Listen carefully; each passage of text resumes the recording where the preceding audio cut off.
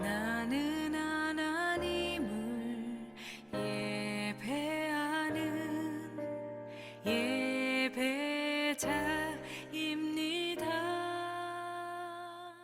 하고 하는 그러한 계명이죠. 근데 여러분, 우리가 계속 십계명을 우리가 지난주까지 보았지만, 여러분, 우리가 십계명을 알지만 정말 십계명대로 사는 것이 어떻습니까? 쉽지 않습니다.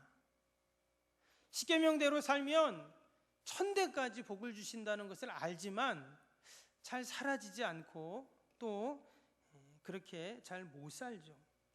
때문에 뭐가 필요합니까?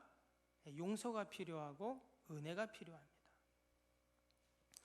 성막을 통해서, 거기서 드려지는 제사를 통해서 하나님의 관계가 회복이 되고 우리는 하나님의 용서와 은혜를 받으면서 다시금 우리의 삶의 자리로 가서 십계명대로 우리는 다시금 살 수가 있죠. 그래서 이 십계명과 성막은 분리되지 않습니다. 또 서로 보완적이죠. 하나님께서 그 시내산에서 모세에게 십계명도 주시고 또 이 성막의 제도를 가르쳐 주신 것입니다. 제가 성막을 이렇게 자료를 공부하고 또 연구하면서 이 성막 안에 담긴 그 놀라운 신비와 그 비밀이 이 안에 담겨 있다 하는 것을 알게 되었습니다. 그래서 우리가 이 수요 예배를 통해서 이 성막의 비밀과 신비를 알아가는 귀한 시간이 되기를 바랍니다. 기대가 되시죠? 별로 표정은 기대가 안 되는, 여러분 기대를 하셔야 됩니다. 그래야 수요 예배 가서 오늘은 목사님이 성막에 대해서 어떤 말씀을 하실까, 또 어떤 말씀을 풀어주실까, 여러분 그런 기대가 있어야 수요 예배 오고 싶잖아요. 비도 오는데. 이스라엘의 딥나라는 곳에 가면 그 국립공원에 그 광야 한복판인데요, 거기에 이 성막을 그대로 모형을 재현한 곳이 있습니다. 또 우리나라에도 몇 군데 이 성막의 모형을 만들어 놓은 데가 있어요. 특별히 저기 천안에 가면 골드힐 카운티라고 가족 휴양지인데요, 이제 콘도도 있고 그런 데인데, 거기 한쪽에 보면 이 성경 풍물박물관이라고 해서 이 성막을 그대로 그 크기대로 모형을 만들어 놨습니다. 그래서 한번 기회가 되시면, 이제 천안에 있거든요. 그래서 이제 성막 세미나도 한 번씩 하고 또 실제로 양도 한 번씩 이제 잡으면서 이제 그런 제사를 재현하는 이제 그런 곳이 있습니다. 이 기회가 되시면 한번 꼭 가서 보시면 또 많은 또 신앙에 도움이 되리라고 생각이 됩니다. 말씀드린 것처럼 성막에 대한 이 계명은 언제 나왔냐면, 이스라엘 백성들이 출애굽에서 이 광야를 지날 때 이 시내산에서 하나님이 모세를 통해서 주신 그러한 계명입니다.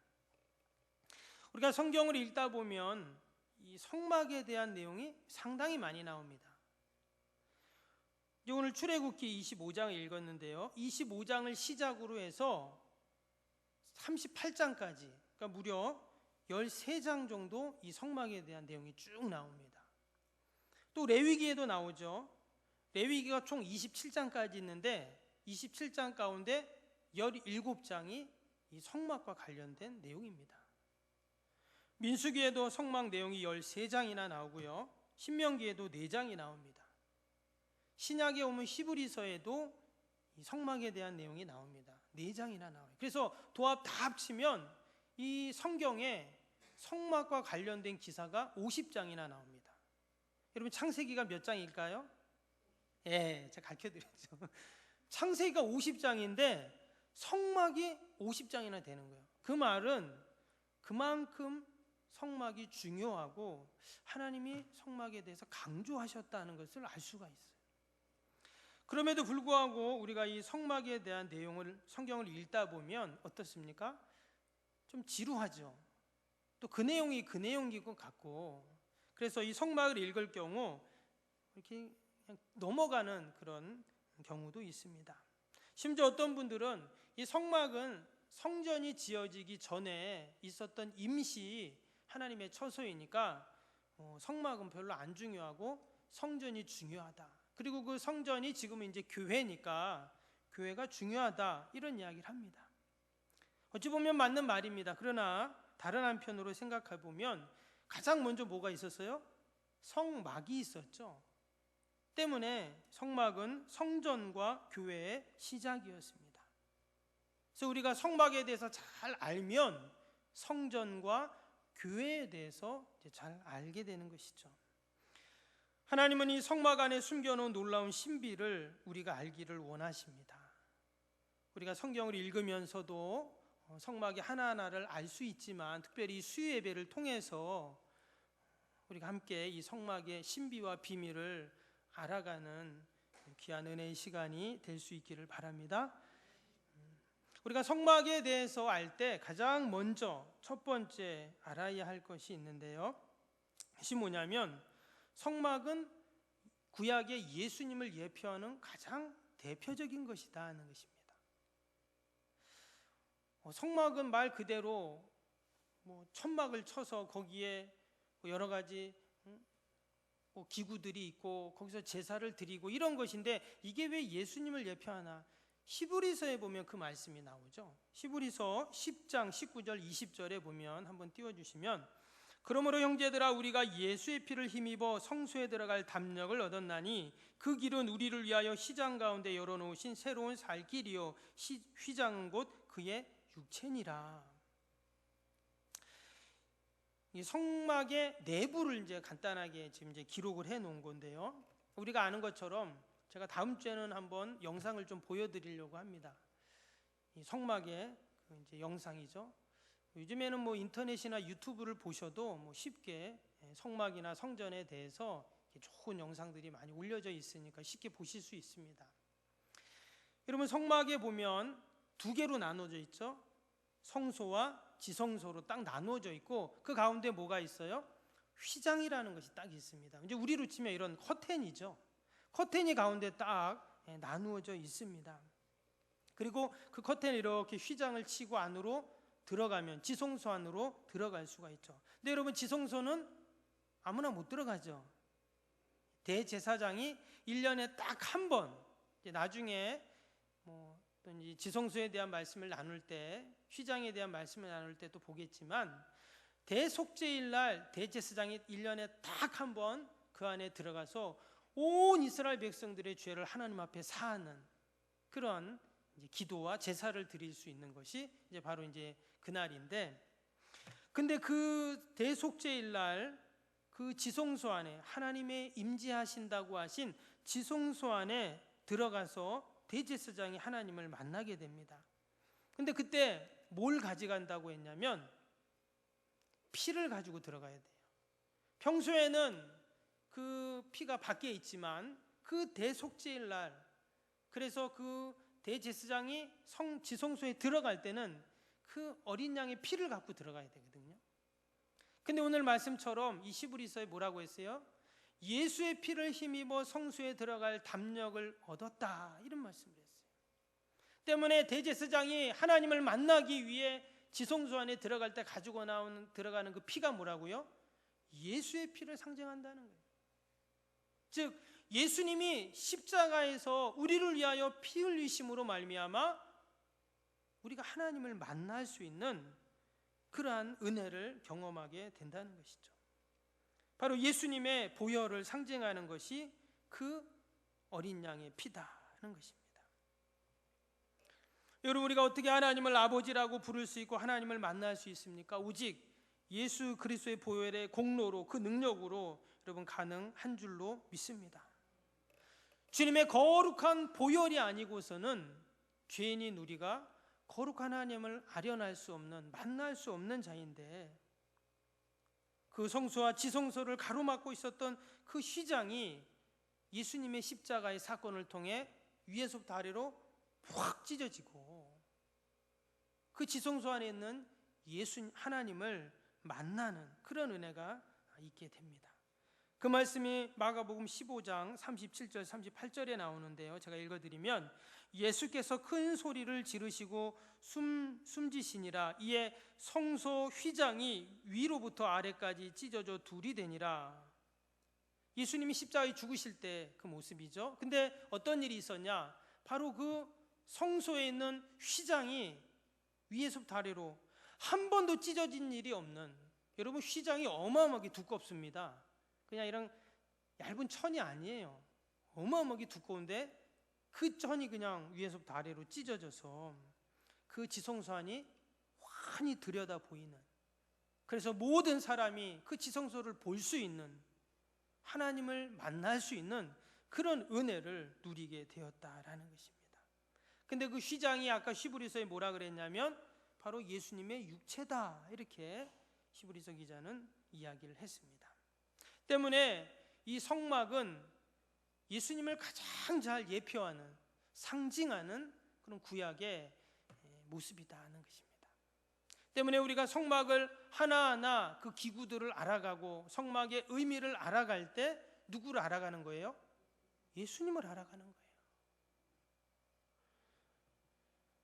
예수님은 그 성막이 있은 이후 1000년 후에 계신 분입니다. 이 성막은 다윗의 시대까지 있었죠. 다윗의 아들 솔로몬이 성전을 지었기 때문에 예수님은 그 이후에 1000년 이후에 오신 분이세요. 그러나 그 성막은 가장 예수님을 잘 표현한 그런 구약의 상징물이다 하는 것을 먼저 우리가 기억해야 합니다. 또한 성막을 우리가 알아야 하는 이유가 있습니다. 그것은 뭐냐면 아까 히브리서 그 말씀처럼 우리는 이 성막을 통해 예수님을 가장 정확하게 알 수가 있기 때문입니다. 히브리서는 신약과 구약을 연결하는 다리라고 그렇게 이야기를 하는데요.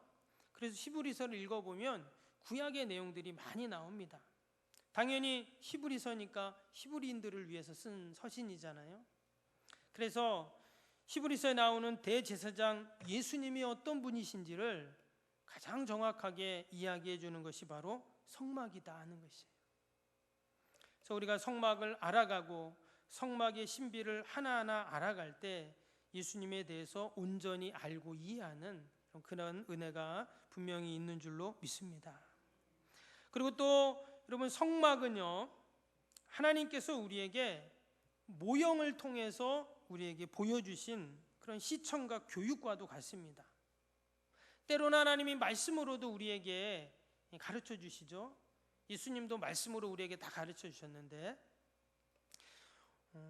이 성막은요, 말 그대로 눈에 보이는 거잖아요. 성막을 짓고 거기에 기구 하나하나들이 다 있는데, 그리고 거기서 제사를 드리는 그런 모습들이 어때요? 다 보이잖아요.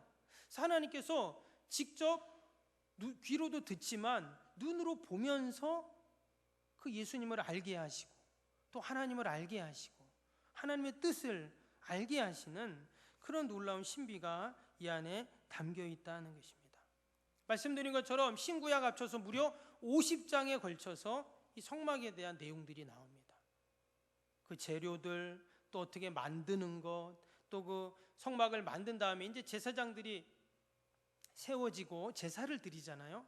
그래서 제사법 하나하나 그 모든 것들을 이 성막의 신비를 그런 말씀을 통해서 눈으로 직접 보게 하심으로 우리에게 알게 하셨다는 것입니다. 그래서 여러분, 나중에 제가 이 성막 모형을 만드는 그 세트가 있어요. 그래서 수요예배 오신 분들은 그걸 하나씩 다 나눠드리려고 해요. 안 기쁘세요? 하나씩 만들어서 우리가 배운 것을 또 한번 직접 내가 만들어 보고 하면 그게 또 재미도 있지만 은혜가 됩니다. 하나님께서 우리를 너무나 사랑하셔서 눈에 보이는 이 성막을 통해서, 뭐 성전도 마찬가지지만 보이는 그 성막을 통해서 우리에게 예수님을 가르쳐 주셨다. 그래서 우리가 성막을 아는 것은 너무나 귀한 일이고 또 당연히 우리가 이 하나님의 말씀을 또 알아야 된다 하는 것입니다. 특별히 성막은 여러 가지 명칭으로 불려집니다. 성경을 읽다 보면 이 성막과 비슷한 그러한 말씀들, 그러한 용어들이 사실 많이 나오죠. 오늘 말씀에도 보면 출애굽기 25장에도 보면 이 성막을 다르게 또 이제 부르게 되는데, 우리가 지난번에 하나님의 이름에 대해서 같이 쭉 살펴보았잖아요. 근데 하나님의 이름 속에 뭐가 있습니까? 하나님이 어떤 분이신지, 어떤 일을 하시는지, 또 하나님이 어떤 마음을 갖고 계신지 우리가 그 하나님의 이름을 통해서 하나하나 이제 알게 되는데, 성막도 각 이름에 따라, 그 명칭에 따라 의미가 있고 뜻이 있다는 거예요. 그래서 처음 이제 성경을 읽거나 초신자들은 좀 헷갈립니다. 이게 똑같은 말인가 다른 말인가, 이게 뭐 다른 건가, 이렇게 헷갈리기도 한데 사실 다 같은 말입니다. 오늘 8절에 보니까 이렇게 나오죠. 내가 그들 중에 거할 성소를 그들을 위하여 그들이 나를 위하여 짓되라고 했습니다. 여기 보면 성막을 뭐라고 했어요? 성소라고 그렇게 말을 했어요. 밑에 9절에는 뭐라고 했습니까? 물은 내가 내게 보이는 모양대로 장막을 짓고 그랬잖아요. 근데 이 장막이 성막을 말하는 거예요.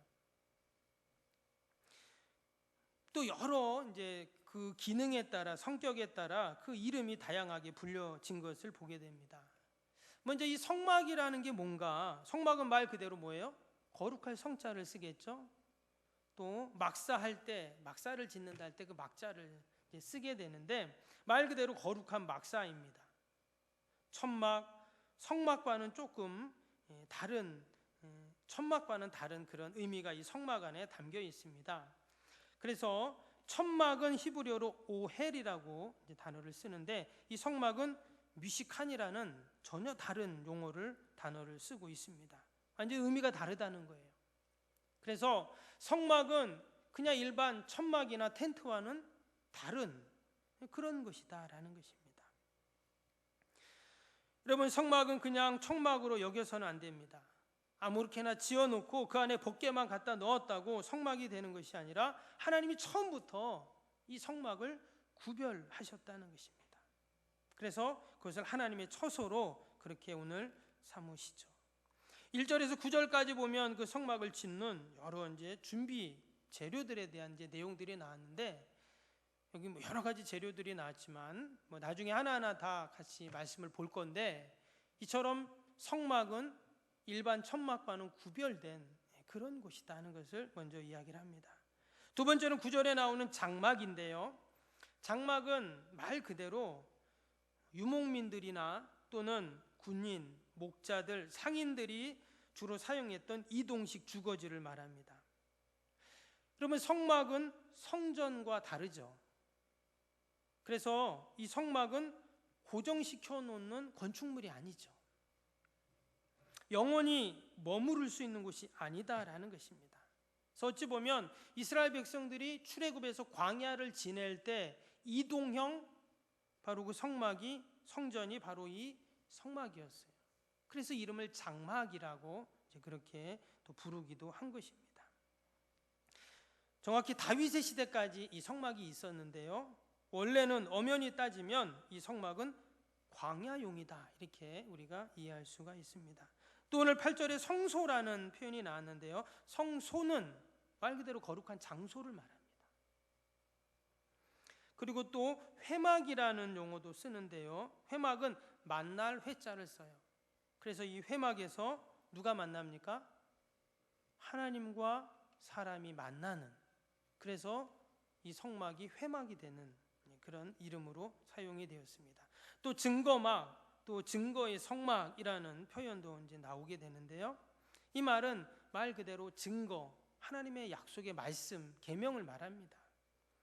그래서 이 성전 안에, 그 성막 안에 그 하나님의 말씀이 있기 때문에 증거막이다, 이렇게도 말했고, 때로는 법궤가 있기 때문에 법막이라고도 그렇게 또 쓰기도 합니다. 이처럼 성막은 다양한 이름으로, 명칭으로 불려졌습니다. 그것은 그 기능과 역할, 속성에 따라서 다양한 이름으로 불렸다 하는 것을 알 수가 있습니다. 그럼 구체적으로 이 성막에서는 무엇을 하는 곳인가? 그러면 성막은 먼저 하나님이 거하는 처소이죠. 오늘 말씀에도 보면 8절에 다시 한번 보시면 뭐라고 했습니까?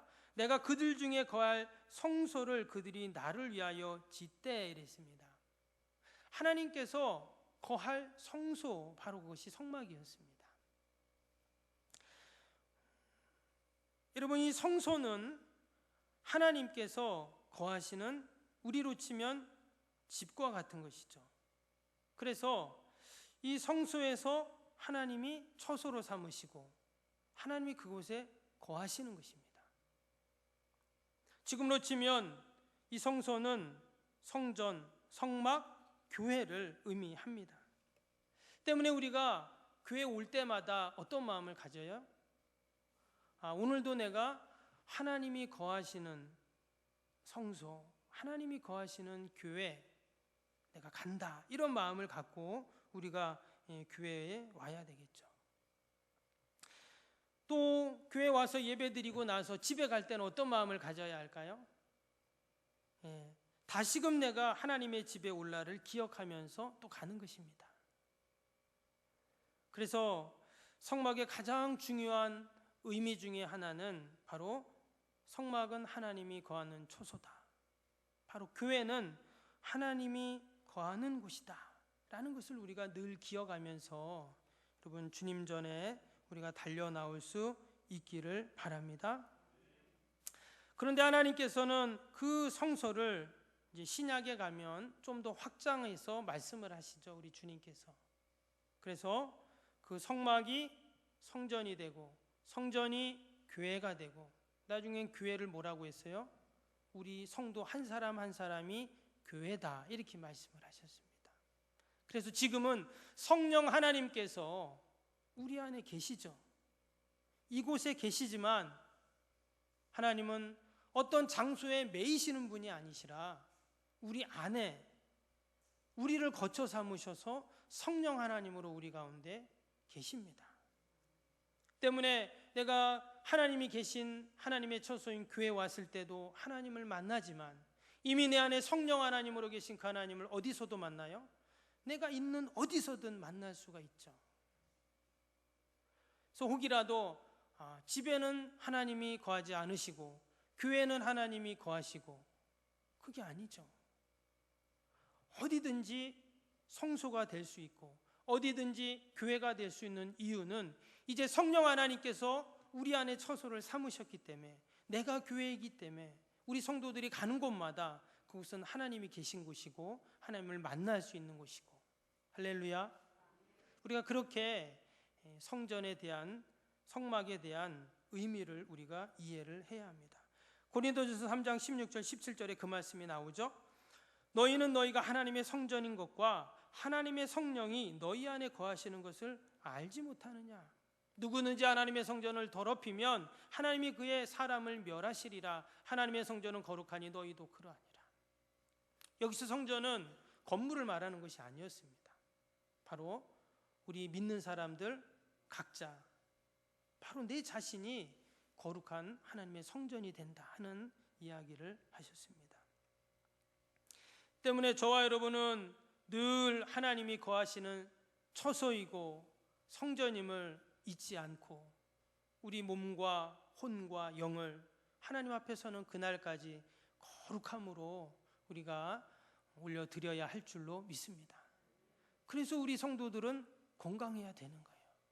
그래서 우리 성도들은 늘 하나님의 말씀으로 충만해야 되는 것이고, 우리 성도들은 늘 하나님 기뻐하시는 성도의 삶을 살아야 할 줄로 믿습니다.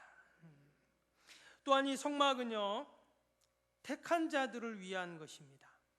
첫 번째는 뭐라고요? 성막은 하나님의 처소라 그랬죠. 하나님의 집입니다. 그런데 또 다른 한편으로 성막은 택한 백성들, 주의 자녀들의 집이다라는 것입니다. 오늘 1절부터 7절까지 쭉 보면 성막을 어떻게 짓고 무엇으로 짓고 왜 짓고 이런 말씀이 쭉 나오는데요. 특별히 오늘 2절을 보겠습니다. 2절을 보시면 이스라엘 자손에게 명령하여 내가 예물을 가져오라 하고 기쁜 마음으로 내는 자가 내게 바치는 모든 것을 너희는 받을지니라 이랬습니다. 그러면서 이제 3절부터 뭐가 나와요? 그 재료들이 쭉 나오잖아요. 금, 은, 놋, 또 각종 실, 염소, 털, 수양의 가죽, 해달의 가죽, 나무, 향품, 많은 보석들, 이런 것들이 쭉 재료들이 나옵니다.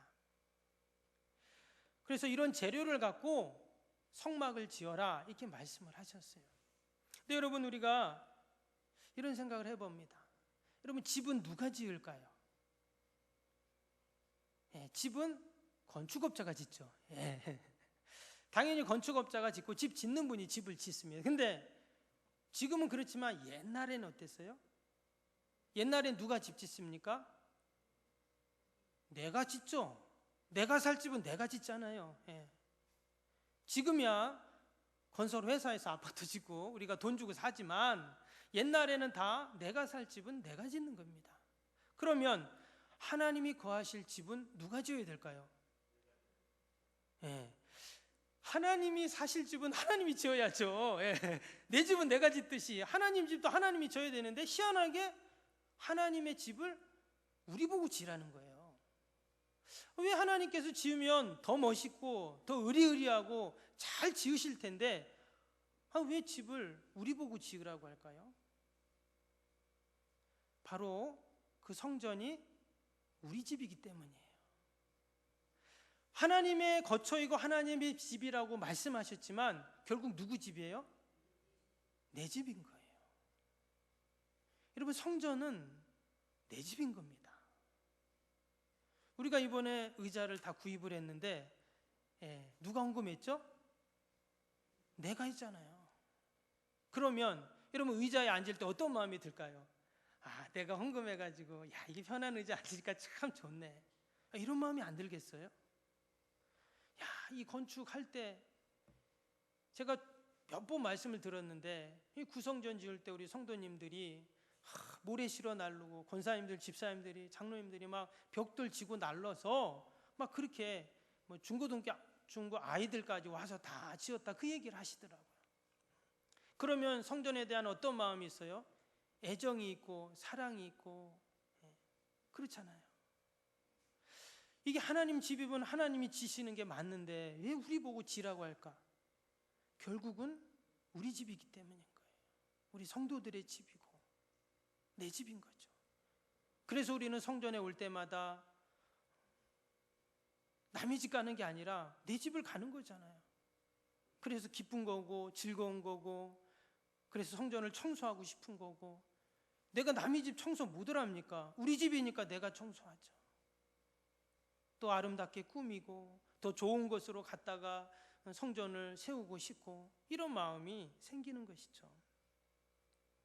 그래서 하나님께서는 이 성막을 하나님이 지으실 수 있지만, 말씀 한마디로도 천지를 만드신 하나님이 멋지게 지으실 수 있지만 너희들이 지어라, 이렇게 말씀을 해 주신 것입니다. 저와 여러분이 성전을 지어가야 할 줄로 믿습니다. 딴 사람이 짓겠지, 이게 아니에요. 내가 짓는 겁니다. 왜? 내 집인데. 그것이 바로 하나님이 성막을 통해서 우리에게 주시는 은혜이고 또한 복인 줄로 믿습니다. 마지막으로 이 성막은 하나님을 만나는 장소입니다. 그래서 회막이라는 표현을 썼죠. 오늘 22절에 보시면 이런 말씀이 나옵니다. 뒤에 25장 22절에 보면 거기서 내가 너와 만나고 속죄소 위 곧 증거계 위에 있는 두 그룹 사이에서 내가 이스라엘 자손을 위하여 내게 명령할 모든 일을 내게 이르리라. 여기 보면 내가 거기는 바로 성막을 말합니다. 거기서 내가 너와 만나고 그랬어요. 하나님 어디서 만나 주신다고요? 성막에서, 교회에서 우리를 만나 주신다고 했어요. 여러분, 세상 어디에서도 하나님을 만날 수 있는 장소는 없습니다. 오직 교회 와야 만날 수 있어요. 그래서 우리가 전도하는 겁니다. 그래서 우리의 자녀를 교회로, 우리의 이웃을 교회로, 우리의 형제들을 교회로 오라고 하는 거예요. 왜? 교회 와야 하나님을 만날 수 있으니까. 하나님이 여기서 내가 만나주겠다, 이렇게 말씀을 하는 것입니다.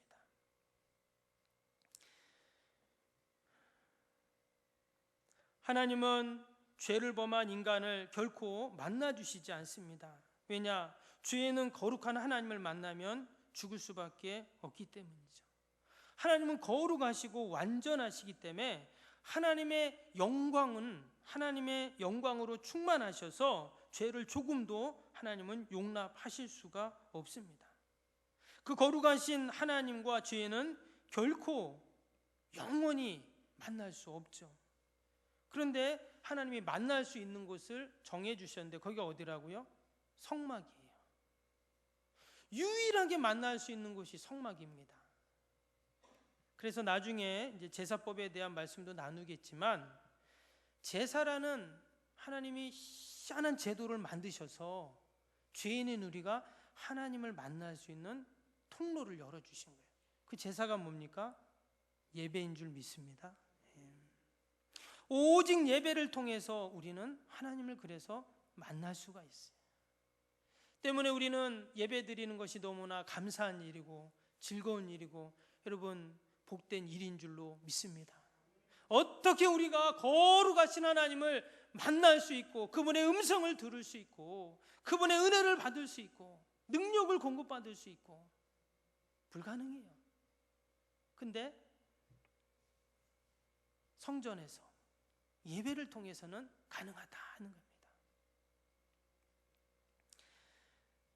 우리가 다시 한번 이 성막의 귀한 신비와 비밀을 우리가 하나하나 알아갈 때 여러분 하나님이 나를 향하신 그 사랑과 은혜를 우리가 경험하게 될 줄로 믿습니다. 더욱더 우리가 이 수예배를 사모하시고 또 기대하시고 또 소망하면서 우리가 성막을 하나하나 알아가는, 예수님을 알아가는 귀한 시간이 되실 수 있기를 바랍니다.